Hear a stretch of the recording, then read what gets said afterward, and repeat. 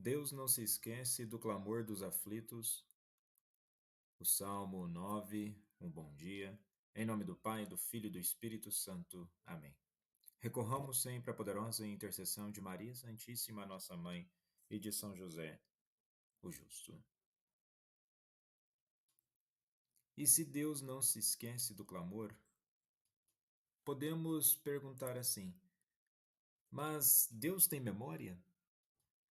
Certamente, o termo aqui utilizado, memória, não é como a memória humana, que é sujeita ao esquecimento e à limitação. Em vez disso, a memória de Deus é perfeita e infinita.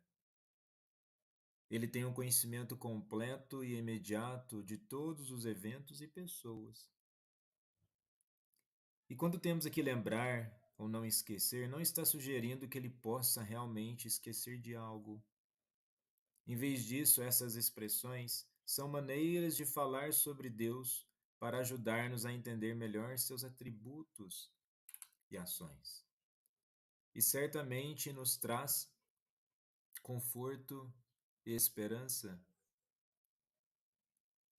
que muito daquilo que acontece em nossas vidas não é esquecido, o nosso sofrimento, as nossas perdas, as tragédias não são esquecidas aos olhos de Deus.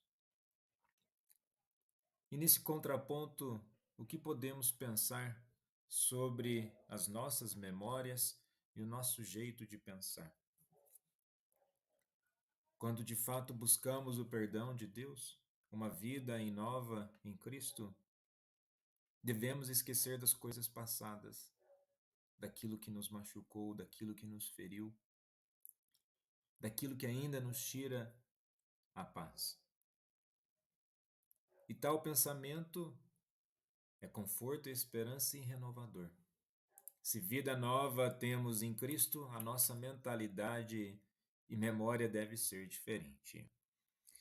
Na primeira leitura de hoje da profecia de Miqueias, capítulo 2, do versículo 1 ao 5, começa assim: Ai dos que tramam a iniquidade e se ocupam de maldades ainda em seus leitos. Ao amanhecer do dia executam tudo que está em poder de suas mãos. Cobiçam campos e tomam-nos com violência, cobiçam casas e roubam-nas. Então vejamos bem, logo no início, que nós já temos ainda uma dimensão dessa questão da memória e do pensamento. Olha, ainda no seu leito, né, pode uma pessoa nem acordou ainda, ela já está se ocupando de maldades? É o estado constante que nós temos de ter, é da vigilância de como vamos acordar. E aqui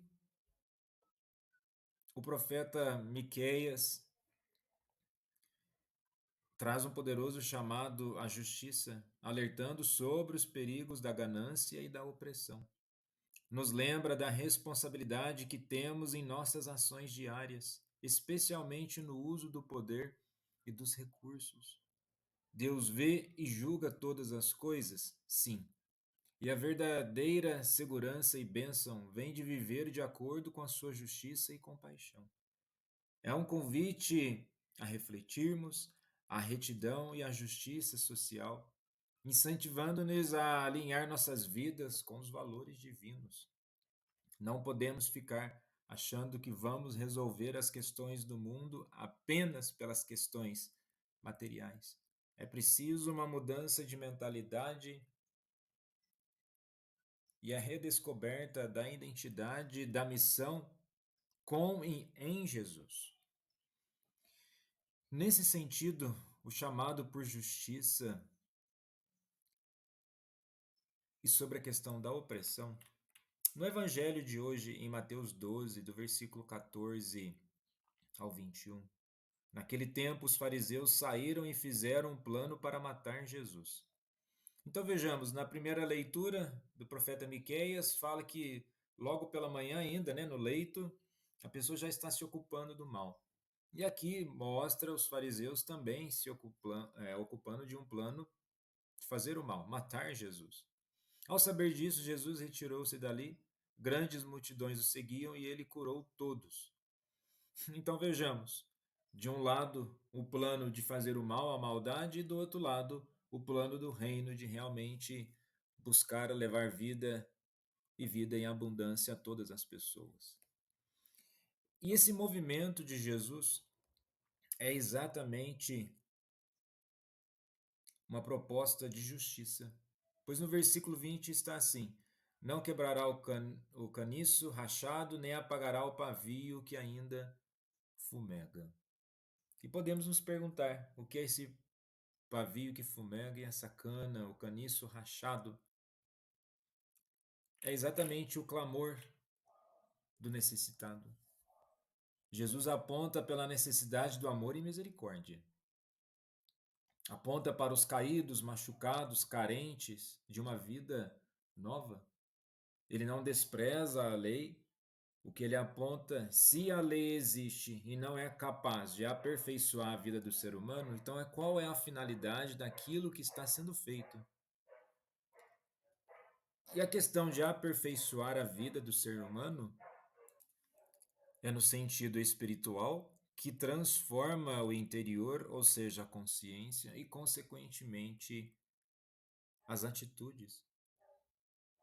Então, não podemos fechar a dimensão da consciência ligada à questão espiritual e, consequentemente, a dimensão da vida prática.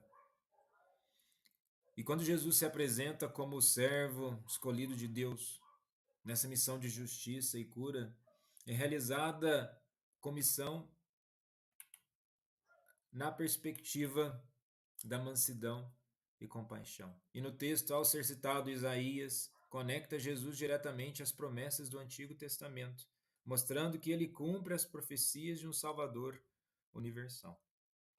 E esse trecho nos desafia a imitar a humildade e o serviço de Jesus, reconhecendo sua missão inclusiva e vivendo em esperança e compaixão.